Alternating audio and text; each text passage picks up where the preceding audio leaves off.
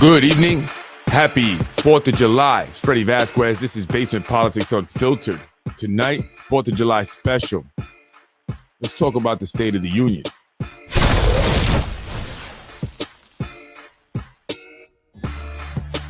Good evening, folks. Happy 4th of July. It's Freddie Vasquez here, back at it again here on Basement Politics. I want to talk about the State of the Union as we celebrate 4th of July, the independence of this country, great nation that we live in. Pardon me.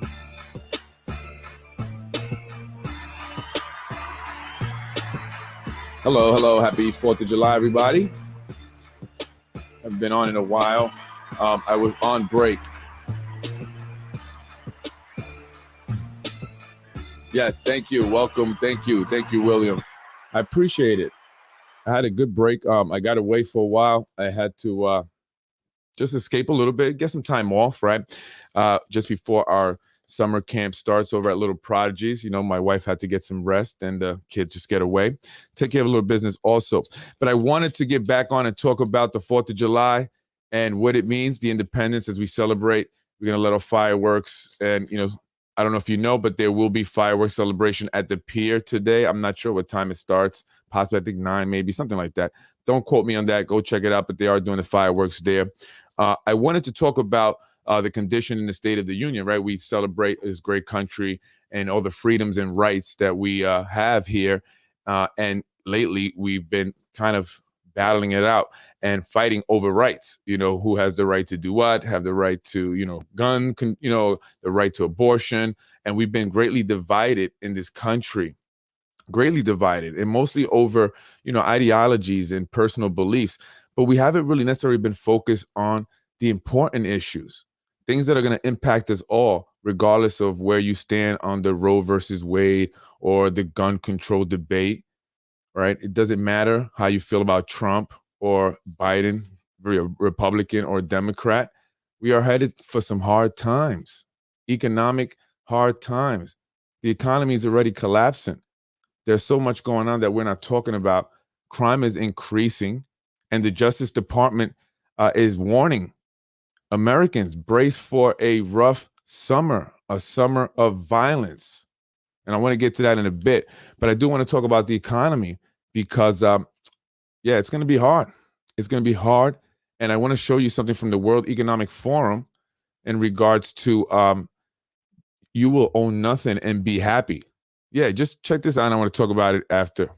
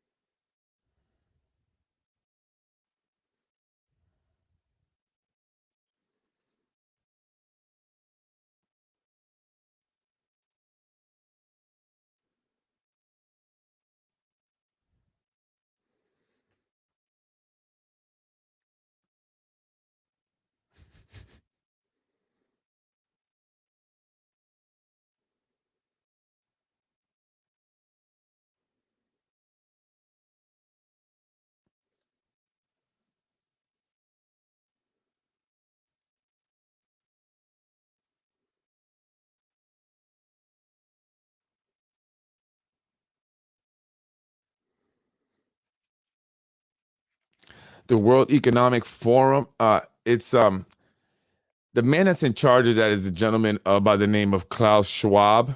I'm not sure you're familiar with him, but a lot of people are backing him, from Biden, Prince Charles, Merkel of Germany, Macron of France, Trudeau of Canada, and they all are buying into his system, or at least trying to buy into his system. And this is affecting us all here as Americans, and we're not really, seeing and understanding that. And one of the ways that it's affecting us is, and you see the opening line, it says, you will own nothing and be happy. You'll rent everything. And that is going to be true for your living, your housing. What they're trying to do is make people go from purchasing homes to being renters. And so we're now experiencing a housing bubble. Prices of houses are going up.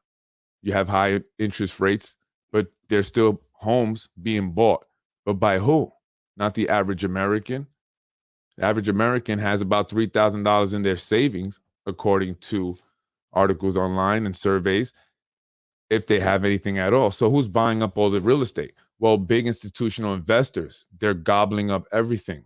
They're buying up everything, private housing. They're buying up municipal-owned properties, city-owned properties, and they're developing them for rentals. You see, it's happening here in the city of Yonkers. Everything is all rental developments, right? So as these big institutional banks and hedge funds buy up all this real estate, it's driving the price up. But yet you have a dollar that's weakening, right? So it's creating a housing bubble that's ultimately going to bust. It's going to burst, right? And then we're all going to feel the effects of it. Many people are already becoming homeless. We're not talking about that on the news. We're not talking about the increasing rate of homelessness. And what about the increasing rate of drug addiction and drug overdoses? We're not talking about anything like that. So I want to talk about an article here. I want to show it.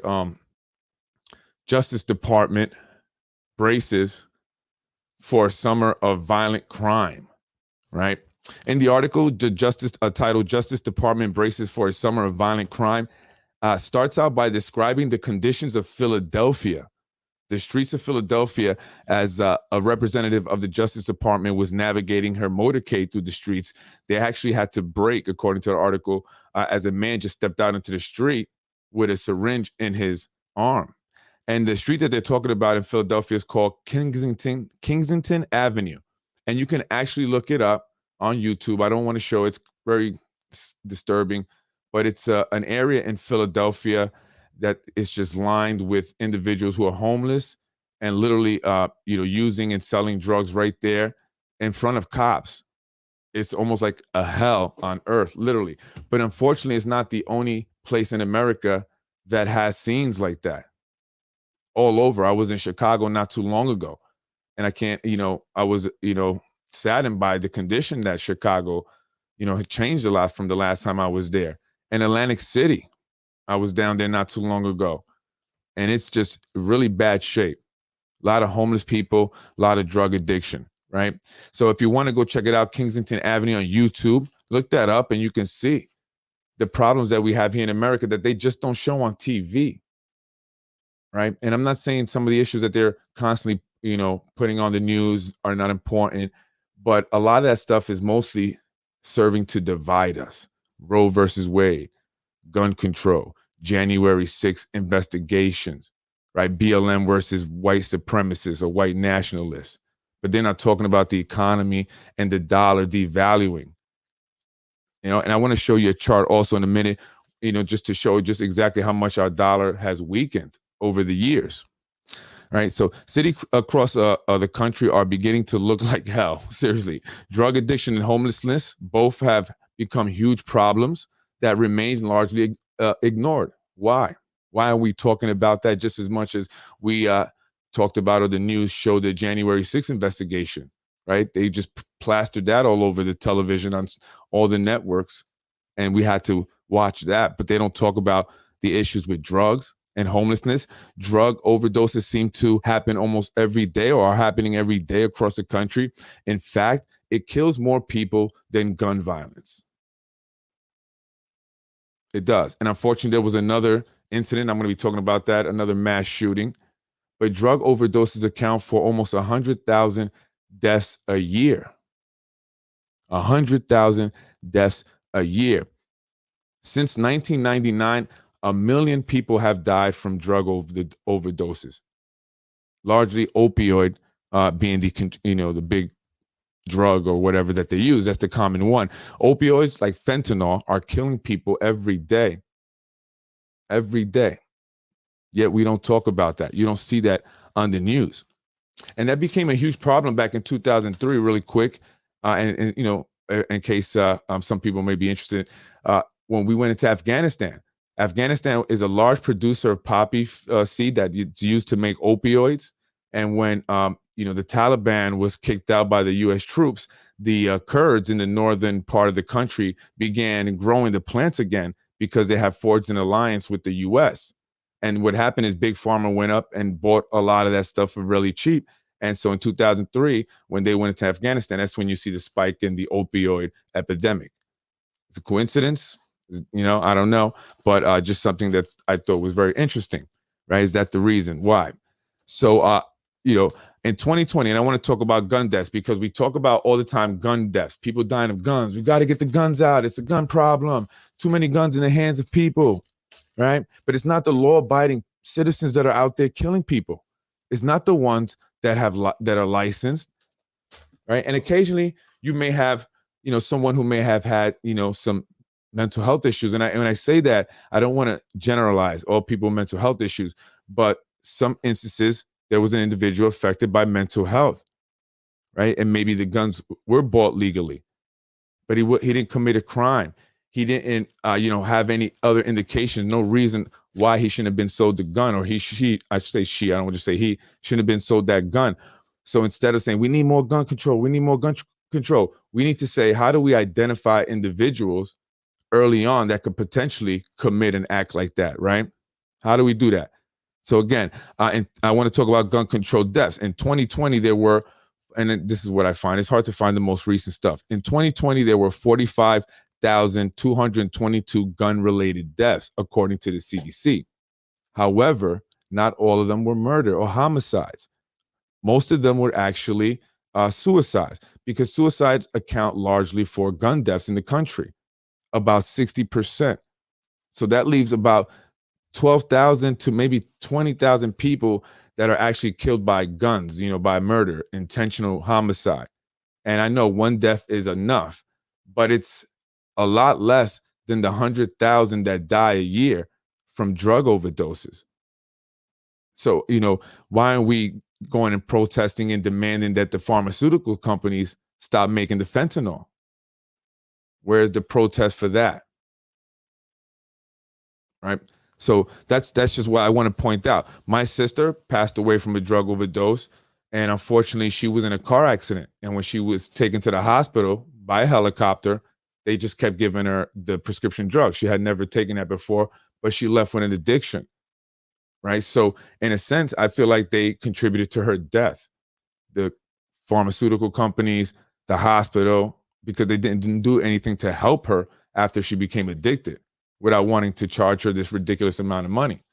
So where, you know, are the people screaming, you know, just as passionately, just as hard, and demanding that these pharmaceutical companies are held accountable for the hundreds, thousands of deaths that they cause, and the million lives that were lost since 1999? Where? Right? U.S. gun deaths by year. U.S. gun deaths, from 1999 to 2016, the number one cause of homicides, right? Now, don't let words fool you. And you know, this is why sometimes people get tripped up. Yes, it's the number one cause of death, right? A gun. But that's because more than likely, if you're going to kill somebody, you're not going to, you know, do it with something, you know, like a knife or a pen. You're going to do it with something that can get it done quick. A gun, right? That's the go-to thing, right? If you, you know, I don't know how killers think, but I would imagine if you're going to kill somebody, you're going to go look for a gun, right? You're not going to say, hey, let me hit him with a frying pan, right? So it makes sense that it would be the number one cause of homicides, right? So from 1999 to 2016, there were a total of 213,175 gun homicides. Well, that's just, you know, double the deaths of 1 year of people who die from overdoses in 1 year, right?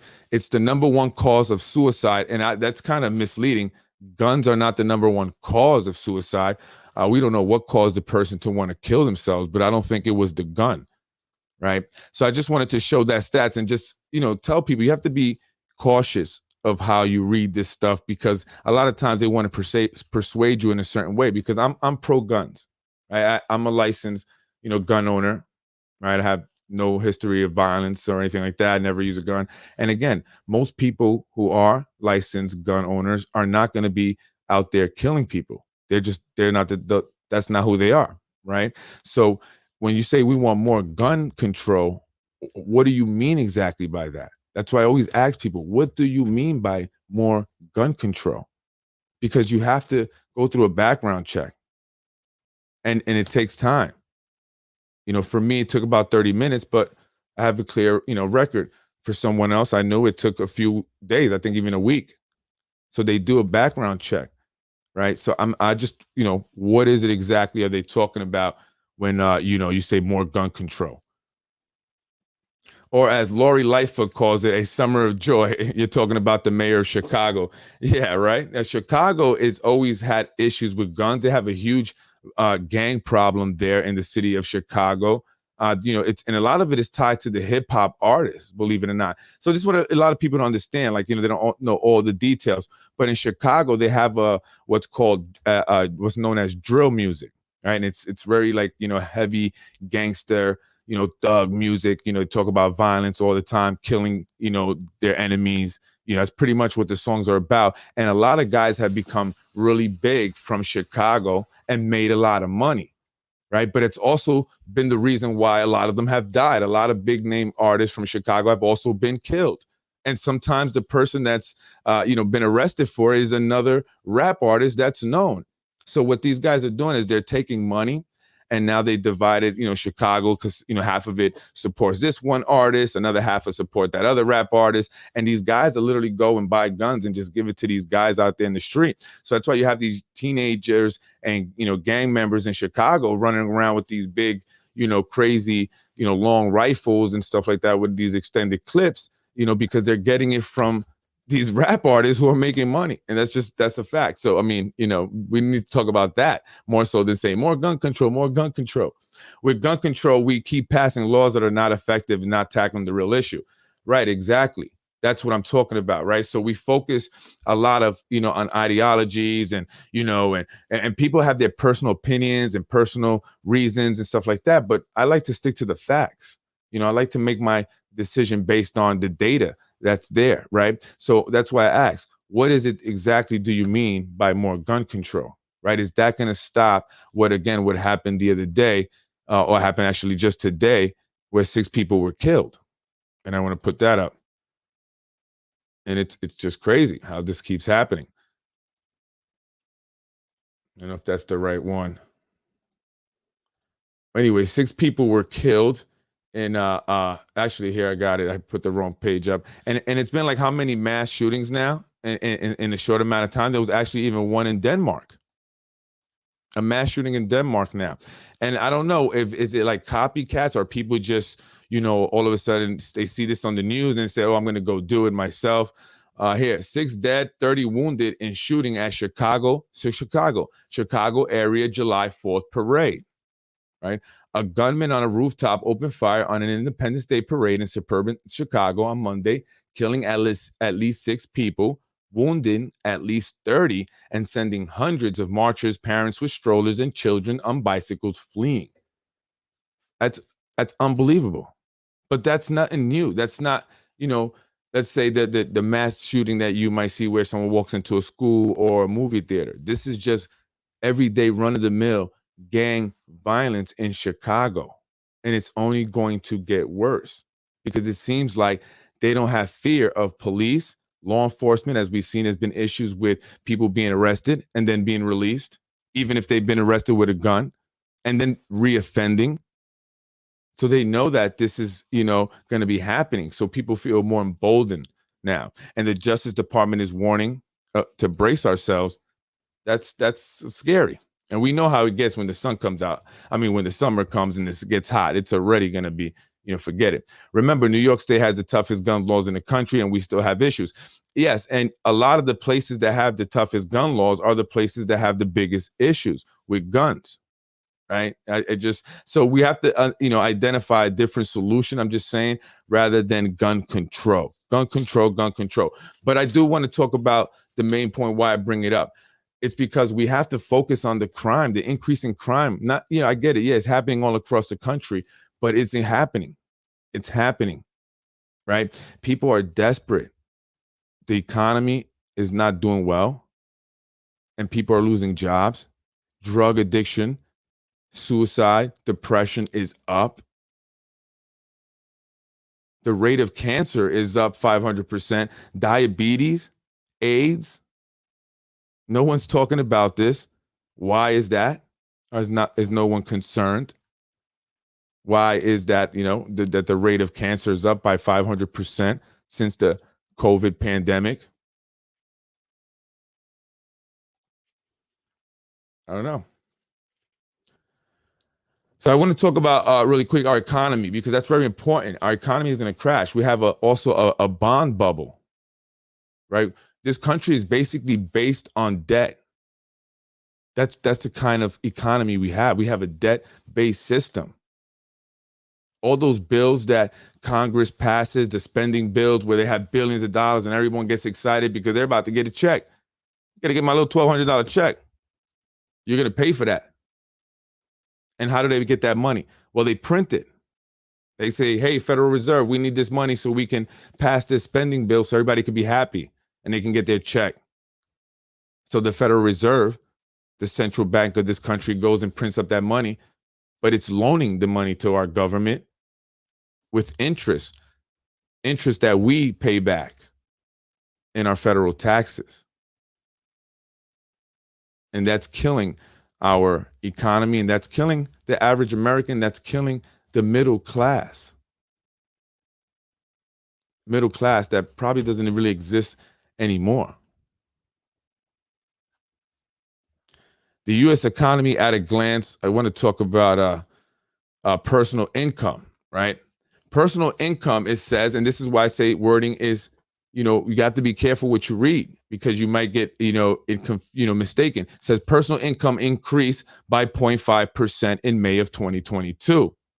Disposable personal income increased by 5% also, with personal consumption expenditures increasing by 0.2%. However, that's not factoring certain things like money people receive from these stimulus bills and stuff like that you got from the government, which is why it would increase people's personal income. But the real, right, personal, I should say, disposable income, real disposable income actually decreased by 0.1% in May, right? And personal consumption expenditures decreased by 0.4%. Goods decreased by 1 point. So basically, it's saying that we actually, our personal income is decreasing. We're making less money. I know 0.5 or 0.1% doesn't seem like a lot, but that's not the direction we want to head. So as cost of goods are going up, the value of the dollar is going down. That's what's causing inflation. And that's what we have here. Inflation is currently at 8.58%, and economists expect it to hit 9%. Some are fearing that once it does, it'll only go up to 10%. What is inflation? Inflation, a general increase in prices and a fall in the purchasing power of money. Again, current rate is 8.58%. According to Yahoo Finance, it's the worst inflation in 40 years. Did you hear that? To the guy that commented to me when I was talking about the inflation being, out of hand, and he's like, oh, do you know the definition of inflation or hyperinflation? Yeah, and I gave it to him, right? Well, the job of the Fed or the Federal Reserve is to control inflation. They control the money supply. The Federal Reserve, they basically controlled it through interest rates and the printing of money, right? And I'm not going to get too deep into that. However, many have criticized the Fed and say that the creation of the Fed put the American people in a slave-like system or a debt system, right? When Congress passes, again, these huge spending bills, it's the Fed that prints the money. When that money goes out into circulation, if there's a lot of money in circulation, that causes the prices of goods and services to go up. So what the Fed does to kind of, get that money out of the market is, increase inflation. I'm sorry, increase interest rates, right? So they play around with it, but most people think that the Federal Reserve is, a government agency, but it's kind of like one of those quasi governmental agencies like Macy. It's actually, partly privately owned, right? So imagine you own this bank and you were the one that were loaning the government money, and all the people, right, were the ones who were going to pay you back in their taxes. That's a great business to be in. I would love it. But a lot of people hate the Fed and they say we need to do away with the Fed, right? So I don't know. You can look that up. You can do your research on the Fed. But again, going back to the bond market, there's a bond bubble. Again, as the country, as the government passes these spending bills, not only do they go to the Fed to borrow money, but they also issue T-bills or treasury bills, or T-bonds, treasury bonds, right? And countries like China and Russia buy them up. And basically that puts us in debt into these countries. Now owe them. And we have to make these payments. And we make these payments, well, the government by collecting tax money. And then what does China do when they get all this money? They go and buy real estate here in the United States. China's been buying up a lot of real estate, and they recently bought 300 acres of farmland. And they've been buying a lot of buildings here in the United States, a lot of the, big, well-known buildings like the Chrysler building, I believe they own also. And so some people are saying that that is a national security threat. And China is basically invading us just by buying up property. And going back to what I was saying about the individuals who are buying up all the real estate, a lot of it is Chinese investors, Israeli investors bringing in that overseas money. They're parking it here in real estate because the stock market is going to crash. That's another bubble. I suggest folks, if you have a 401k, you reduce the amount of money you're putting into it, because that may not be there in another few years. Right. So, I was talking to someone that was saying, well, I changed my, my investment strategies. I'm putting more money into the bonds. I said, well, that's a bubble too, just waiting to happen. So the stock market is going to collapse. The bond market is going to collapse. Real estate is where it's at. And that's why a lot of these, investors, overseas investors, institutional banks, the hedge funds are buying up all that real estate. That's where they're parking their money. So I just wanted to talk about that, to warn people about that, because our economy is not doing well. Back in 2002, a dollar, whatever you could buy for a dollar, I should say the dollar, let me see how I'm gonna say this. The value of the dollar, I should say, right? All right, is back in 2002. Whatever you could buy with a dollar, it would take you now $1.73 to buy that same stuff. That's what I meant to say, right? So if it cost a dollar back in 2002, it now costs $1.73, almost doubling, right? We have to almost pay double now for the cost of things. That's not good. That's not a good sign, right? Unemployment is still at a high rate. And we're also in a proxy war with Russia. That should be concerning all of us. Because what I mean by proxy is that we're giving them billions of dollars, again, billions of dollars that we don't have. Where are we getting that money from? Printing it, just printing it out of thin air, just printing. That's devaluing our dollar even more, right? And we're sending military weapons that they're using against Russia. Eventually, that's going to cause us to go into full-blown war. But we're not discussing none of this. What we're talking about is Roe versus Wade and the right to have an abortion, and we need more gun rights. We're all divided. We're fighting each other, Republican versus Democrat. Oh, F Trump, F Biden. Although I hear more F Trump. But none of that's going to matter, folks, when you don't have a house to live in, you don't have food on your table, you can't support your family anymore.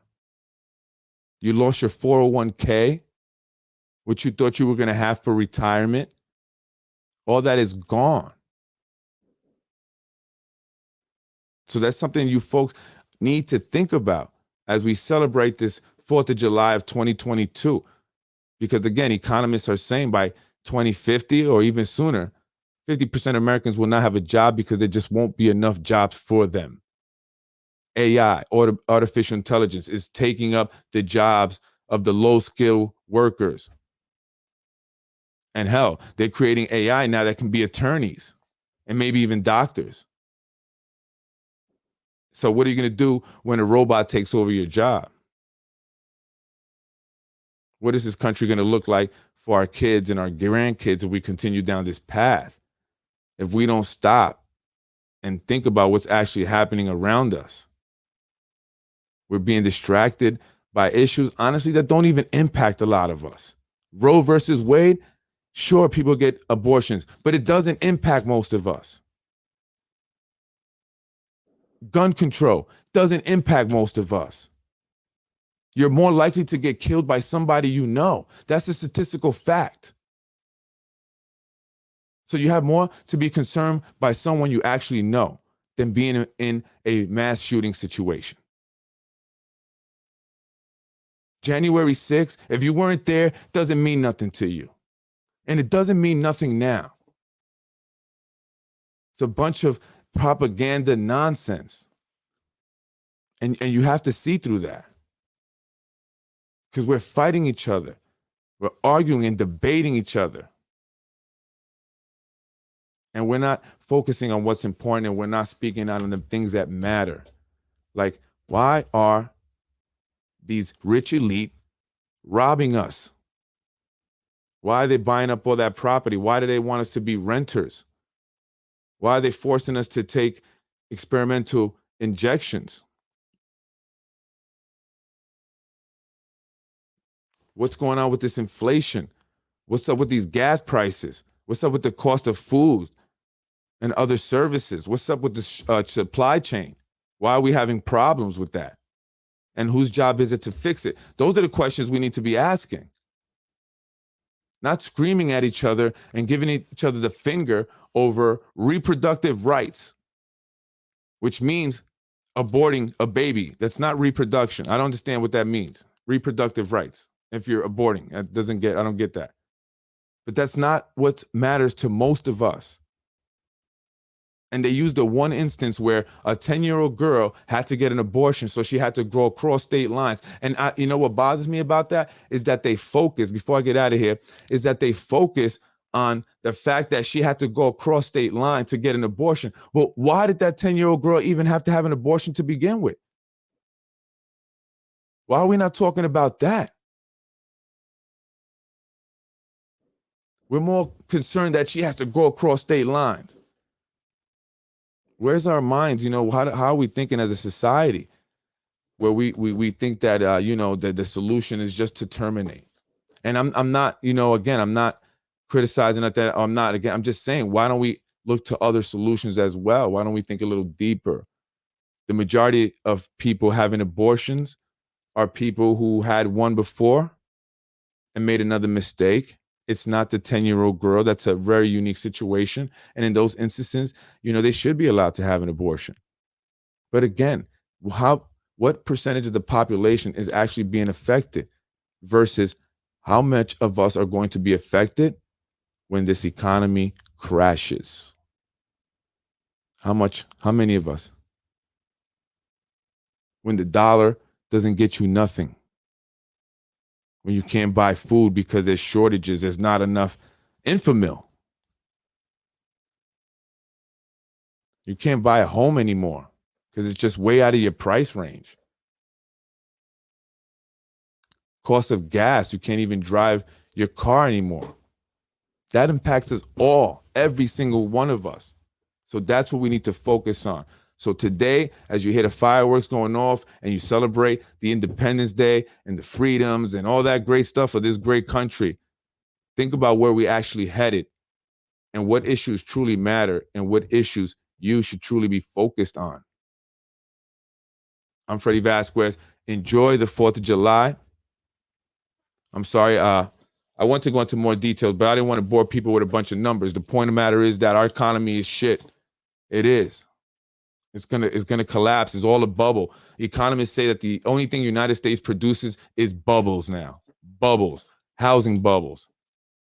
Student loan bubble. The dollar's a bubble. Why do you think they want to convert to digital currency? That's the Great Reset. What does that mean for you and I? And this is what we need to be talking about. Not Roe versus Wade. Not, more gun control. Because these things affect such a small percentage of the population versus the bigger, more important issues. Yes, and people need to wake up. Absolutely. Because all that's a distraction. That's really what it is. It's all a distraction. Think about it. It's about keeping us on opposite ends. When we don't get together and we don't talk and think about issues as one, we're never going to solve anything. We're just going to constantly be divided. Constantly be divided. And I don't understand why gay men are out there protesting so hard for Roe versus Wade. You guys cannot get pregnant. I don't get that. Someone explain that to me. I'm Freddie Vasquez. Yes, get out and vote. And that's the big issue there. We need to vote. But again, we have to understand the issues. And if you are, passionate about Roe versus Wade and gun this, that, and the third, well, you know what? Yelling at each other is not going to get it done. Right? Identifying who the elected officials are that will, work in your favor or to do what you want and vote for that person. Okay? Get out there and vote. Educate and inform others and inform yourself. Don't just go out there and yell and debate, and don't mention, idiotic things like, 4th of July. Oh, why are you celebrating 4th of July and when you were slaves and da. Please, just please. No longer here nor there. Okay. That's neither here nor there. Right. You know what's here? We got a lot of Black and Hispanics impoverished. We got a lot of homeless people all over the country. People addicted to drugs and overdosing daily. People can no longer afford homes. People are getting kicked out of their homes and evicted, like the mass eviction that took place down at the waterfront recently. They're increasing your rent. People have to move. People are leaving New York, leaving Yonkers, displacing themselves because they can't afford to live here anymore. People are biking it to work now, can't afford gas. That's what matters. Let's talk about that. I'm Freddie Vasquez. Enjoy your 4th of July, folks. About to go chill with my kids. Take care. Enjoy. I will see you tomorrow. I had some information, major scoop, but I didn't get the information, so I can't really talk about that. But I hope to have it by tomorrow, and I will discuss that. Also, I did receive another letter in regards to the business up the street from mine and the CFO that they obtained illegally, or however you want to talk about it. Let me see where the letter did I bring the letter with me. Yeah, I'll read it real quick and then I'll go into it tomorrow. Another letter, it says, Mr. Vasquez, I know you are aware of the changing of the CFO for the above property without having filed any permits, no site plan approval or planning board review. I understand from your report that the building department is giving you all sorts of problems with your request for the daycare center. Just a little more information on the property. I don't know if you are aware that Mr. Rami Rabadi, who is the son-in-law of the owner, works directly for In fact, he used to, no, I'm just kidding. The owner works directly for Mayor Mike Spano. In fact, he used to work in the mayor's office and I believe was his driver for a while. I wonder if that had any effect on Borelli's changing of the CFO. I guess it definitely comes down to who you know. If you're not aware of the above, I hope this helps in your investigation. I appreciate that. Thank you for sending me information. Again, I encourage it. I will talk about this a little bit more tomorrow. I will kind of look into it a little bit more and kind of put it together with some of the stuff you see behind me here. And again, I hope to have that major scoop from an inside source. Majority Leader, what's going on again? What's going on? I was hoping to get it, but I didn't get it. But I hear it's about you. I'm Freddie Vasquez. I'll see you tomorrow. Take care, folks. Enjoy. I'm out. Peace. Let's get out of here. Go fire.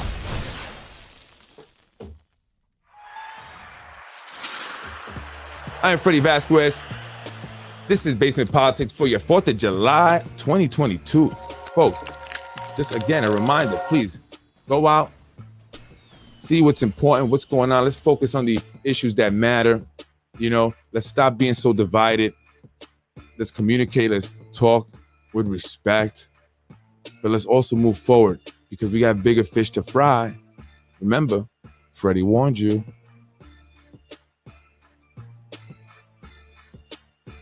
Freddie wins.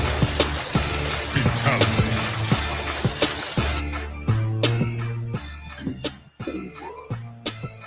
No!